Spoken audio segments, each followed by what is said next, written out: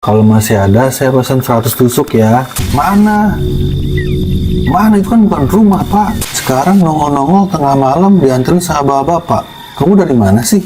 Dilihatlah kirinya, kanannya. Oh, kayaknya nggak ada orang yang punya.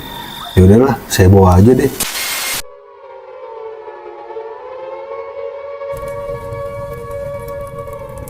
Assalamualaikum warahmatullahi wabarakatuh. Apa kabarnya warga? Sehat? Alhamdulillah. Hari ini gue akan menceritakan tentang seorang pedagang sate keliling yang mengalami kejadian mistis di setiap perjalanannya.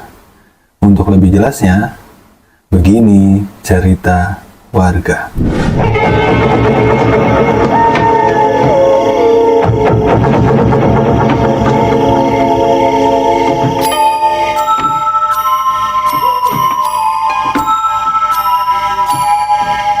Kita sebut saja Pak Tatang. Pak Tatang adalah tukang sate keliling yang mulai berjualan sejak tahun 1987. Kayaknya gua aja belum rencanain. Pak Tatang berjualan dengan cara memikul jualannya dari kampung ke kampung untuk mendapatkan banyak pembeli. Kebetulan Pak Tatang yang sedang mengadu nasib ini tinggal di daerah Jakarta Timur, lebih tepatnya di daerah Jatiwaringin. Mulai dari jam 2 siang sampai dengan jam 10 bahkan sampai jam 12 malam, Pak Tatang berjualan sate kikil keliling ini mengelilingi kampung setiap harinya.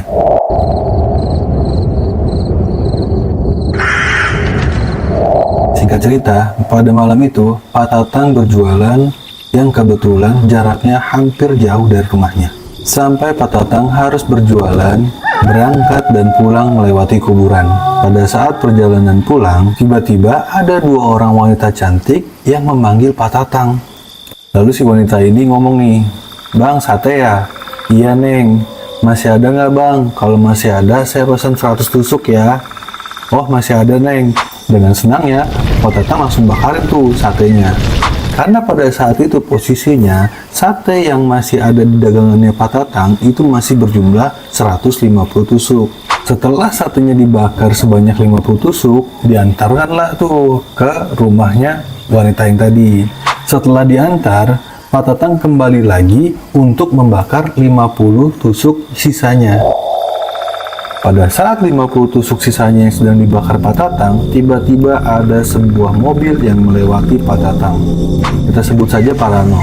Akhirnya, si Parano bukalah itu pintu kaca samping mobilnya, yang kebetulan persis di depan mukanya Pak Tatang. Parano ini nanya ke Pak Tatang, "Bang, lagi ngapain?" Pak Tatang langsung jawab, "Ini Pak, saya lagi bakar sate." "Lah, buat siapa?" Terus Pak Tatang jawab, "Ada Pak, rumah yang rumah gedong yang lagi pesan 100 tusuk, 50 baru saya antar, ini 50 lagi saya bakarin." Parano langsung bilang lagi ke Pak Tatang, "Rumah yang mana Pak?" Ditunjukin lah rumah yang itu Pak. Terus Parano bilang gini, "Mana? Mana itu kan bukan rumah Pak, itu kuburan." Pada saat Parano bilang rumah yang dilihat Pak Tatang adalah kuburan, dia langsung shock melihat rumah yang dilihat berubah menjadi tempat pemakaman umum, sehingga membuat Pak Tatang tidak sadarkan diri. Karena si Pak Tatang ini nggak sadarkan diri, si Parano ini langsung ambil sikap untuk membawa Pak Tatang naik ke mobilnya dan mencari rumahnya Pak Tatang. Diselusurin itu jalan, semua jalan diselusurin, dicari kira-kira rumah mana nih yang banyak pedagangnya. Ditanya-tanyalah tuh sama Parano sepanjang jalan, ada nggak yang kenal sama orang ini, maksudnya Pak Tatang. Sambil dia nanya sambil nunjukin ke Pak Tatang. Akhirnya ada yang mengenali Pak Tatang. Setelah Pak Tatang sadar di mobil, diturunkanlah tuh Pak Tatang, dikasih air minum, lalu bertemu sama teman-temannya, dan Parano kembali untuk melanjutkan perjalanannya.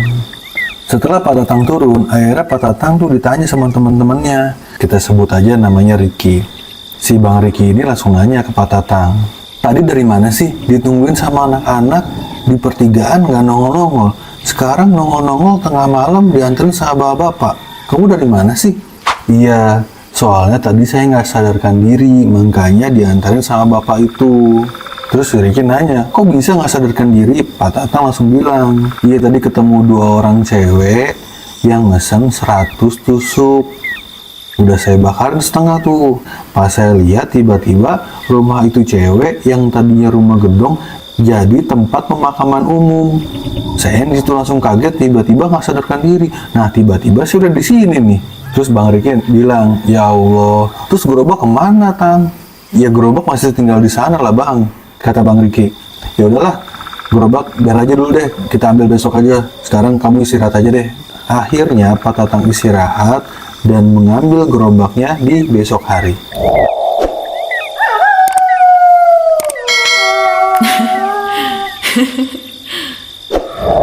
Setelah kejadian itu beberapa hari kemudian, pada saat sekitar jam 10 malam, ketika Pak Tatang berjalan ingin pulang ke rumah, tiba-tiba lampu minyak yang digunakan Pak Tatang untuk berdagang atau untuk menerangi jalannya mati karena kehabisan minyak. Di sana Pak Tatang langsung panik. Udah lampu minyaknya habis, lilin juga nggak bawa. Akhirnya Pak Tatang gelap-gelapan tuh. Pada saat jalan, tiba-tiba Pak Tatang melihat sebuah lampu minyak yang nganggur. Nggak ada yang punya, alias nggak ada yang nungguin di situ.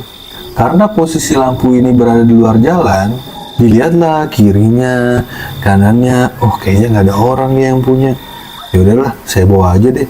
Lumayan buat ngebantuin saya nerangin jalan. Akhirnya Pak Tatang ambil tuh lampu buat nerangin jalannya. Senangnya Pak Tatang tuh bukan main, karena dia menemukan lampu yang bisa nerangin jalannya sampai menuju ke arah rumahnya. Belum sampai setengah perjalanan menuju rumahnya, Pak Tatang melewati kuburan dan tiba-tiba tersandung guys. Tanpa mikir yang aneh-aneh, akhirnya Pak Tatang jalan lagi tuh habis kesandung tadi di kuburan. Dia jalan, tiba-tiba kesandung lagi. Pada saat kesandung, dia ngeliat kok kuburan lagi ya. Ah, ini kayaknya saya capek nih. Jadi nggak fokus. Akhirnya dia jalan lagi tuh. Setelah dia jalan lagi, kesandung lagi dan lihat tuh kuburan lagi. Sampai 4 kali, akhirnya Pak Tatang berhenti. Akhirnya dia berhenti, istirahat dan bilang, ya Allah, kenapa ya nih saya kayak gini ya? Kok saya ke jalan ini terus? Kok saya muter-muter di sini-sini terus? Kenapa ya Allah? Astagfirullahaladzim. Setelah Pak Tatang istighfar, Pak Tatang baru sadar nih guys, bahwa lampu yang dia pakai sebagai penerangannya itu adalah lampu bekas pemandian jenazah. Tanpa disadari, lampu itu membawa ke tempat jenazah dikuburkan atau jenazah dimakamkan. Dan kebetulan kuburan jenazah itu berada tepat di mana Pak Tatang mengalami kejadian kesandung di kuburan. Akhirnya itu lampu ditinggalin sama Pak Tatang di kuburan. Dan Pak Tatang lanjut pulang ke rumah dengan gelap-gelapan. Akhirnya dia pulang sampai rumah dengan selamat.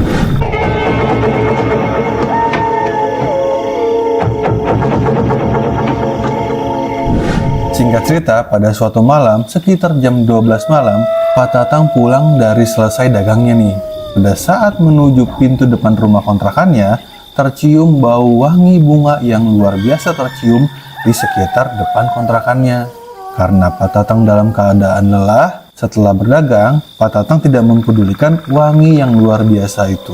Akhirnya dibukalah itu pintu kontrakannya, baru selangkah Pak Tatang dari pintu masuk kontrakannya, tiba-tiba Pak Tatang melihat ada sesosok bayangan hitam tinggi besar yang terlihat dengan mata merahnya. Pak Tatang yang kaget lari kencang-kencangnya untuk keluar dan menghampiri pemilik kontrakannya. Digedorlah tuh pintu dengan perasaan takut sampai akhirnya pemilik kontrakan membuka pintunya dan tanya. Kita sebut aja ya, pemilik kontrakannya ini adalah Bang Fahmi. Bang Fahmi langsung buka dan tanya tuh, ada apa sih malam-malam ketok-ketok rumah saya? Pak Tatang langsung bilang, itu Bang, kontrakan saya kok ada makhluk tinggi gede, kayaknya genderuwo deh Bang. Bang Fahmi dengan flatnya bilang ke Pak Tatang seperti ini. Oh, itu mah udah ada di situ.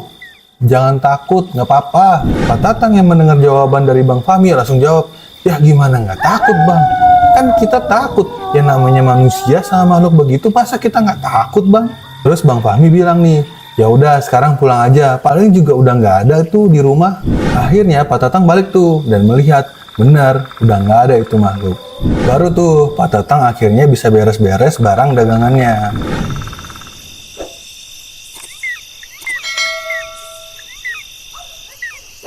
Beberapa hari kemudian setelah kejadian itu, Pak Tatang kembali mengalami kejadian di kontrakannya.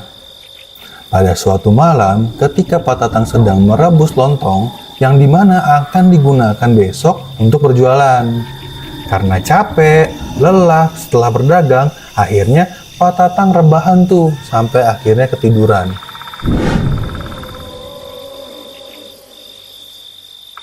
Ada sekitar 30 menitan, pada saat Pak Tatang membuka matanya, Pak Tatang kaget dan tidak bisa melihat karena asap tebal yang menyelimuti dalam kontrakan. Saat Pak Tatang memegang tangannya, tangan dan badannya terasa basah seperti terguyur dengan posisi lantai banjir penuh air. Dari kepala sampai badannya tuh kayak basah guys, kayak habis disiram sama orang gitu. Akhirnya Pak Tatang bukalah itu pintu kontrakannya, dinyalakanlah kipas angin untuk mengeluarkan asap kontrakannya. Ternyata pada saat kontrakannya sudah mulai bersih dari asap dan mulai terlihat kompor yang dimana Pak Tatang gunakan merebus lontong itu hampir membuat kebakaran besar di kontrakannya. Akan tetapi Pak Tatang tidak tahu sampai saat ini siapa yang menyiramkan air di kontrakannya. Karena menurut pengakuan Pak Tatang, kontrakannya itu masih dalam keadaan terkunci guys. Dan posisinya Pak Tatang tuh hanya sendiri di kontrakan itu. Jadi mustahil ada orang yang masuk dan nyiramin. Sempat Pak Tatang berasumsi bahwa mungkin sosok tinggi besar itu si Wowo yang menolongnya. Tapi Allahualam ya, nggak ada yang tahu masalah gaib seperti itu. Setelah kejadian itu, Pak Tatang cerita nih sama pemilik kontrakan yang santai itu, si Bang Fahmi. Memang ada sosok di kontrakan itu, akan tetapi sosok itu baik Pak, tidak ganggu. Akhirnya, Pak Tatang yang tadinya takut, sekarang sedikit sudah mulai terbiasa dengan kehadiran si Wowo itu.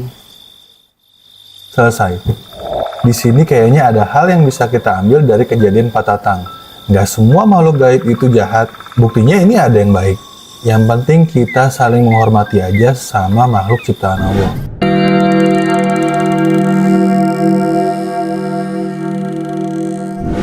Jangan-jangan ada hantu nih, nggak bener nih. Akhirnya dipercepatlah jalan Pade sambil merinding takut. Hah? Roh minta es? Gimana ya maksudnya ya? Yaudahlah, saya buatin aja. Mungkin Sapam ini udah pengalaman masalah yang begini-ginian.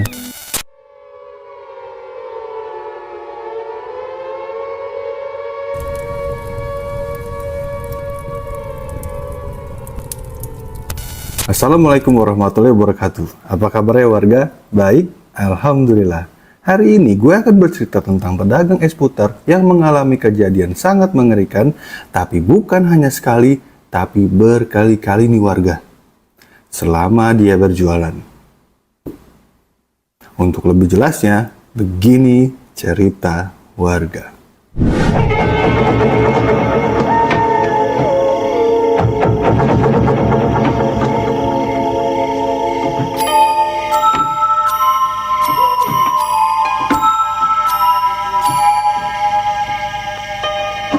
Kita sebut saja Pak Departo.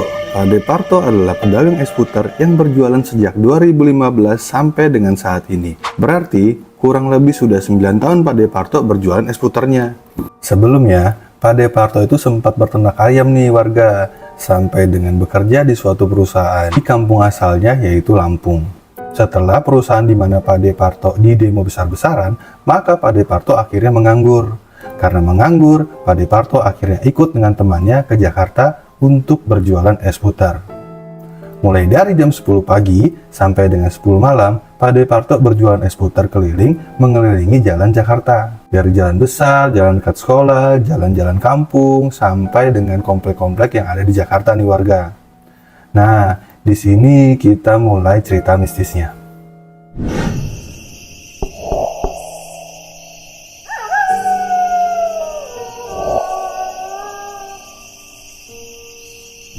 Pada suatu malam sekitar jam setengah 7 malam atau lebih tepatnya sekitar maghrib menjelang isya, Pak Departo yang saat itu sedang berjalan menuju ke arah pulang. Sambil mendorong gerobak es puternya, tiba-tiba mendapatkan kejadian yang mistis nih warga. Pada saat itu ya warga, cuaca yang mendung, angin besar, dan banyak suara petir yang menyambar pada saat Pak Departo sedang pulang. Karena Pak Departo yang tidak menggunakan payung di gerobaknya, akhirnya panik dan bergegas untuk pulang ke rumahnya nih. Karena jalan yang biasa dilalui Pade Parto terlalu jauh, akhirnya Pade berjalan melewati jalan pintas yang berada di samping tol. Nekat tuh si Pade, karena jalan yang dilalui Pade Parto itu gelap banget. Orang mobil, motor aja nggak ada yang lewat di sana. Akhirnya Pade nekat sambil bilang, udah deh, bismillah aja. Niat Pade itu pulang biar cepat sampai. Nggak tahu kenapa, tiba-tiba Pade mendengar sesuatu yang memanggilnya. Bang, es bang. Bang, es. Didengerin tuh sama Pade, sampai 3 kali itu suara manggil si Pade. Dilihat sekelilingnya, kok nggak ada orang ya? Lalu Pade bilang, kok ada suara? Masa iya malam-malam gini ada yang manggil? Mana di sini sepi, depan sepi, kanan kiri sepi. Masa ada orang yang manggil sih? Ini mungkin perasaan saya aja kali ini Akhirnya Pade berjalan lagi dan tiba-tiba suara panggilan itu terdengar kembali. Bang, es. Disitulah Pade mulai merinding. Jangan-jangan ada hantu. Gak bener nih, kata Pade kayak gitu. Di situ Pade mulai merinding dan bilang, jangan-jangan ada hantu nih, gak bener nih. Akhirnya dipercepatlah jalan Pade sambil merinding takut. Dipercepat jalannya untuk menuju kantor Satpam yang kebetulan ada di depannya. Nah, kebetulan Satpam di sana tuh kenal mukanya Pade. Pade yang bergegas menuju kantor Satpam akhirnya bilang nih ke Pak Satpam, kita sebut aja Pak Satpam ini dengan nama Bang Ojan. Pade langsung nanya nih ke Bang Ojan, Bang Ojan langsung jawab, kenapa Pak? Terus Pade bilang,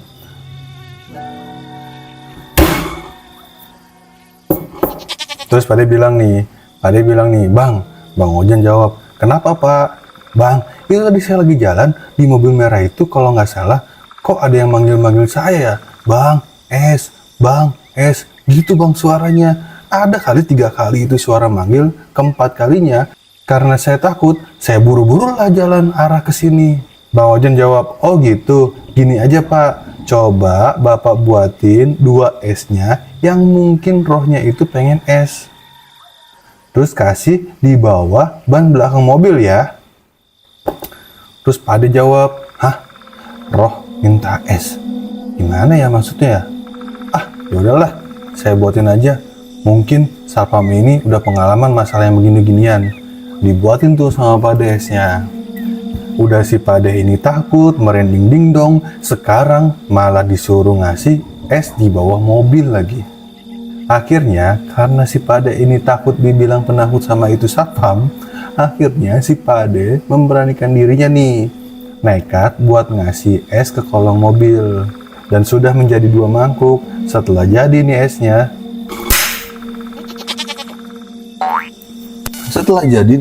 Pade jalan pegang 2 gelas es sambil merinding. Dia jalan dengan perlahan dan akhirnya sampai ke mobil merah itu.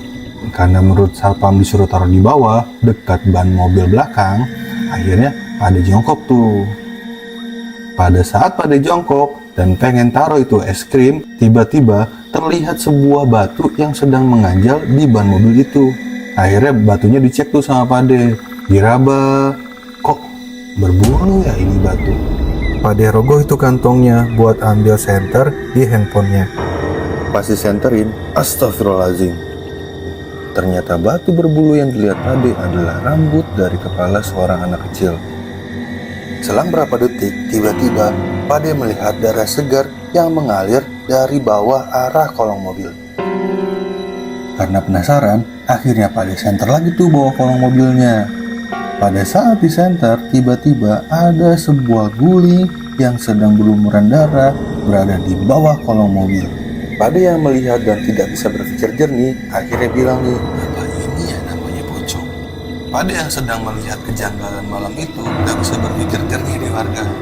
Dan akhirnya pada saat Pade sedang nyenterin itu guling yang menyerupai pocong ini, tiba-tiba ada suara yang terdengar jelas di telinga kuping Pade. Pade yang sedang jongkok nyenterin kolong tiba-tiba mundur perlahan untuk bangun dan lari sekencang-kencangnya. Pade yang saat itu merinding melihat sosok anak kecil dan pocong yang mengeluarkan darah segar, sebenarnya takut banget nih warga. Tapi karena menurut cerita orang dulu nggak ada sejarahnya hantu makan manusia, akhirnya Pak De beranikan diri untuk kabur melarikan diri. Pak De lari terbirit-birit sampai akhirnya sampai di pos satpam. Pak De bilang ke Bang Ojan, Bang, ada apa Pak? Sebenarnya apa yang terjadi di mobil merah itu? Terus Bang Ojan jawab, emangnya nggak tahu? Terus Pak De bilang, ya nggak tahu. Itu mobil kemarin nabrak orang sampai mati Pak. Hah? Mati? Kenapa Abang nggak cerita? Lah, orang situ nggak ngomong. Emang nih Bang Skriti. Diceritain dah tuh sama Bang Ojan. Jadi kemarin itu mobil ini nabrak orang sampai meninggal Pak. Orang yang meninggal itu adalah satu orang ibu dan satu orang anak yang sedang naik motor. Akhirnya Pak De kembali jalan dengan buru-buru untuk pulang menuju ke rumahnya. Dan alhamdulillah sepanjang jalan pulangnya udah nggak ada lagi tuh yang manggil-manggil lagi, apalagi nunjuk-nunjukin sosoknya. Sampai di rumah, karena Pak De merasa kasihan dengan anak kecil dan ibunya itu, akhirnya didoakanlah yang terbaik buat kedua korban selesai dia sholat. Setelah kejadian itu, Pak De benar-benar trauma. Sampai 1 hari, 2 hari, 3 hari di rumah pun, Pak De masih trauma dan ingat dengan kejadian itu.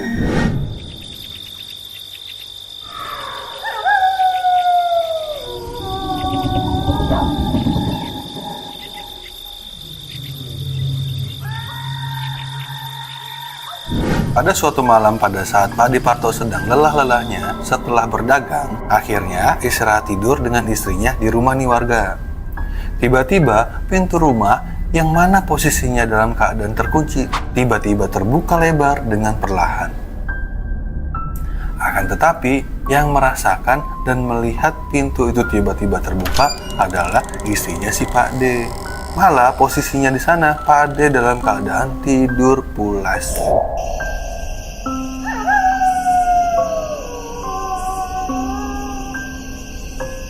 Nah, pada saat istrinya sedang tidur dan menengok ke arah pintu, tiba-tiba ada sesosok hitam besar yang muncul dari arah kaki tempat Pak D tidur. Beberapa detik setelah muncul sesosok hitam itu, tiba-tiba di belakangnya muncul sesosok pocong. Dan jeda berapa detik, muncul lagi nih sesosok merah yang lebih besar dan muncul di belakang pocong dan sosok hitam itu.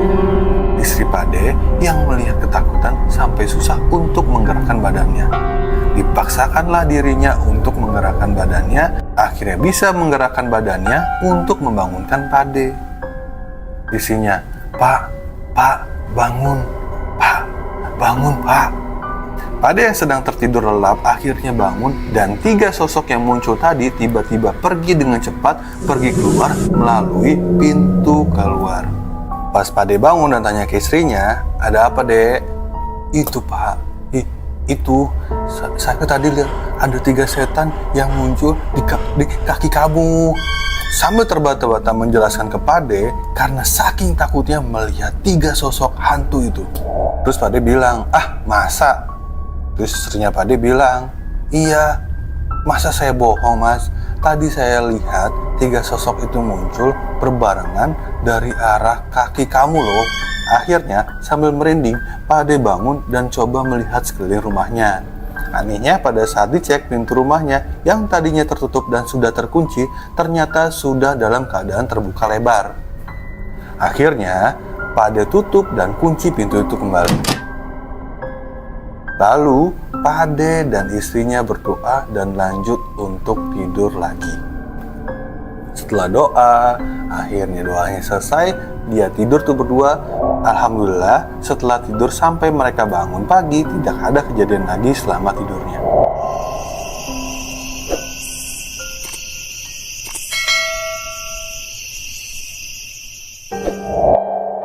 Pada suatu hari pada saat Pak D sedang berkeliling dan berjualan es putar,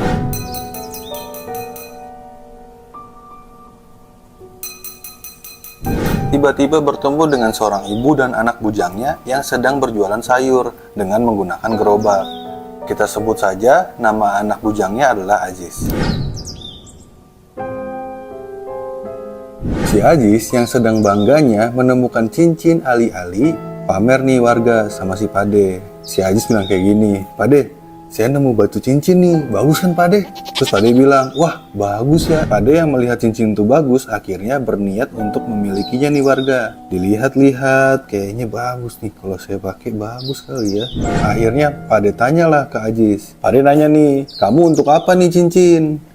Ya namanya nemu Pak, nggak ngerti aku buat apa. Terus Pak De bilang, ya udah gini aja, saya minta dengan saya maharin 5.000 gimana? Mau nggak 5.000 perak? Terus si Ajisnya bilang, mau nih warga. Cukup, benar, ikhlas. Iya Pak De, cukup, saya ikhlas. Akhirnya cincin itu diberikan ke Pak De dan Pak De memberikan uang 5.000 kepada si Ajis. Dikarenakan emban-embannya kurang bagus atau covernya cincin itu kurang bagus, digantilah nih emban-embannya yang Pak De beli di tukang batu cincin.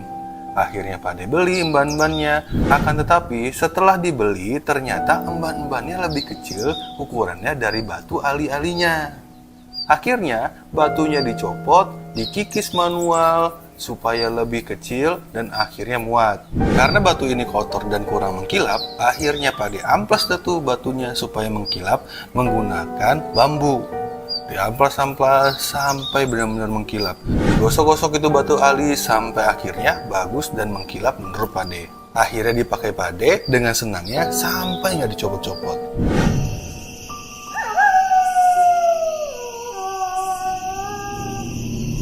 Singkat cerita, pada malam hari tepatnya sekitar jam 1 malam, Pak De yang sedang tidur terbangun karena tiba-tiba didatangi sesosok perempuan berbaju putih dengan muka yang hancur seram. Badannya seperti tersayat-sayat dan satu tangannya yang putus. Pak De yang melihat langsung bilang istighfar di warga dan membaca doa-doa yang Pak De bisa supaya itu hantu hilang.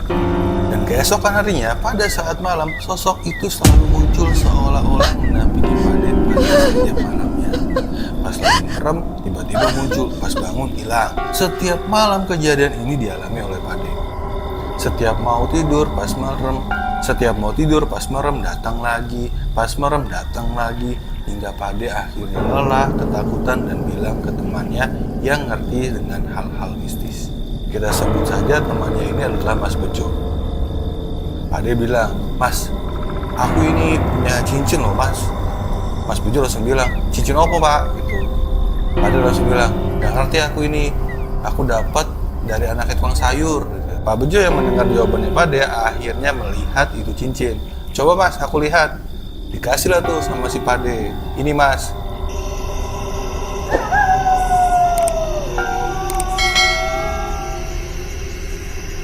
Baru Mas Bejo pegang dan lihat, tiba-tiba Mas Bejo langsung bilang. Pas Mas Bejo lihat, wah, sarap ini. Terus Pak De langsung nanya, sarang kenapa? Ini loh Mas, aku tuh ngeliatnya tuh kayak hancur, mukanya berdarah-darah, badannya luka semua. Ini dari kuburan ya Mas? Ya, mana saya tahu, dari anak tukang sayur saya dapat Mas. Iya kali Mas. Udah, begini aja deh Mas. Itu cincin Mas ambil. Saya takut dihantui tiap hari itu Mas. Pas melek hilang, pas merem dia datang. Gitu aja Mas tiap hari. Gak bisa tidur saya tiap malam Mas. Udah dagang dari siang ke malam capek, malam diganggu. Coba siapa yang gak stres? Jadi, yang menurut Pak De Parto itu aksesoris cincin, ternyata menurut Mas Bejo itu adalah cincin yang berisi kodam. Kodam yang berisi kunti yang berparas hancur. Karena awalnya Pak De memiliki itu cincin tuh aman-aman aja. Sampai ketika Pak De ganti emban-embannya dan dikikis batunya, pemilik kodam itu merasa terganggu bahkan sampai membuat si kuntinya menjadi rusak. Rusak dalam artian berparas hancur, bertubuh seperti tersayat-sayat karena gesekan panas bambunya Pak De.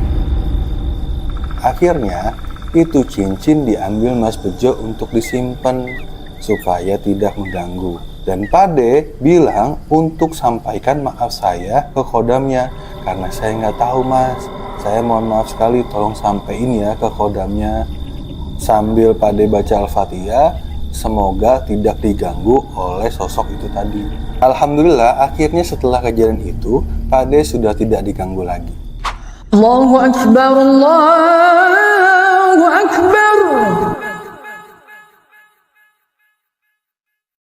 Allahu Akbar, Allahu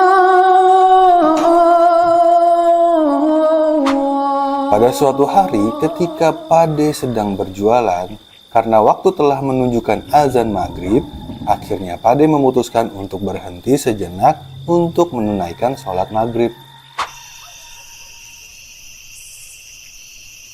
Setelah azan maghrib, Pade akhirnya beristirahat sebentar sambil menghitung pendapatannya dari hasil berjualannya. Setelah beberapa menit sekiranya sudah cukup beristirahat, akhirnya Pade patok kembali untuk berjualan nih. Sembari berjualan, sembari Pade menuju pulang ke arah rumahnya. Pada saat Pade sedang berjalan melewati taman, tiba-tiba Pade melihat sesosok anak yang sedang bermain ayunan di taman.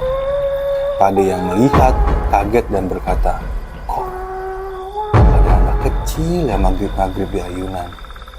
Emang nggak dicariin emaknya apa ya?" Pade yang melihat anak itu akhirnya penasaran nih warga. Disamperinlah itu anak kecil yang terlihat dari kejauhan di taman. Sambil mendorong gerobaknya, Pade jalan menghampiri anak itu. Pas Pade mulai dekat, anak kecil tersebut yang sedang bermain ayunan tiba-tiba berubah menjadi sesosok dewasa berkain putih. Pade akhirnya bilang, "Lah, putih? Jangan-jangan pocong ini." Astagfirullahaladzim. Karena Pade yang masih penasaran, akhirnya Pade lempar tuh batu kecil ke arahnya. Diambil batu kecil, dilempar sama Pade. Pada saat dilempar, kok diem aja, gak gerak ini orang apa setan ya? Karena dilempar diem aja, akhirnya Pade yang ketakutan mengambil langkah seribu sambil mendorong gerobaknya dengan cepat nih warga. Pade penasaran mulu, nggak capek apa? Akhirnya Pade pulang dan cerita ke teman-temannya, dan teman-temannya bilang, "Makanya waktu maghrib itu jangan iseng, karena di mana waktu maghrib itu waktunya hantu mulai muncul bergentayangan."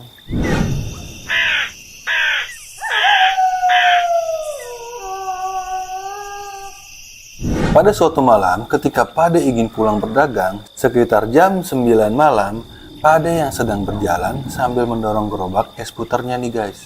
Tiba-tiba tercium bau yang luar biasa seperti bau melati sampai tercium tembus dari masker dan tutupan handuknya. Pade yang mencium bau melati luar biasa itu tiba-tiba kaget karena ada motor abang ojek yang melintasinya. Kagetnya bertambah ketika melihat penumpang wanita bermuka hancur jelek berambut acak-acakan naik abang ojek tersebut dan tiba-tiba menengok ke arah Pade. Pade yang kaget akhirnya tidak fokus berjalan sampai terjatuh di selokan dengan gerobaknya. Pade yang takut akhirnya menjadi malu karena gerobaknya masuk ke dalam selokan. Jadi pada saat Pade dorong gerobak, tiba-tiba ada seorang gojek yang melintasinya. Pade yang kaget, gojek tersebut membawa seseorang yang bermuka seram guys. Karena masuk selokan, akhirnya banyak orang yang melihat dan membantu Pade untuk mengangkat gerobaknya. Setelah gerobaknya diangkat, akhirnya Pade berterima kasih atas bantuan kepada warga yang membantunya. Lanjut nih, Pade pulang dengan selamat dan selesai. Setelah kejadian itu, sampai saat ini Pade belum pernah mengalami kejadian mistis kembali. Alhamdulillah. Kita doakan ya, semoga Pade dagangannya selalu laris manis dan selalu disehatkan badannya. Amin. Selesai. Di sini poinnya adalah seberapa lelah kamu, janganlah kamu sampai berpikiran kosong ya warga. Jika kamu lelah dan tiba-tiba berpikiran kosong, kalau kata Ustadz Adi Hidayat tuh, perbanyaklah zikir. Karena zikir membuat kita tenang dan akan selalu dilindungi oleh Allah Subhanahu wa Ta'ala. Jika kalian punya cerita yang ingin diceritakan, boleh WhatsApp ke nomor ini ya, warga. Terima kasih untuk warga yang sudah menonton sampai akhir video. Saya doakan warga selalu sehat, dipanjangkan umurnya, dan dimudahkan rezekinya. Amin. Terima kasih, dan Assalamualaikum warahmatullahi wabarakatuh. See ya!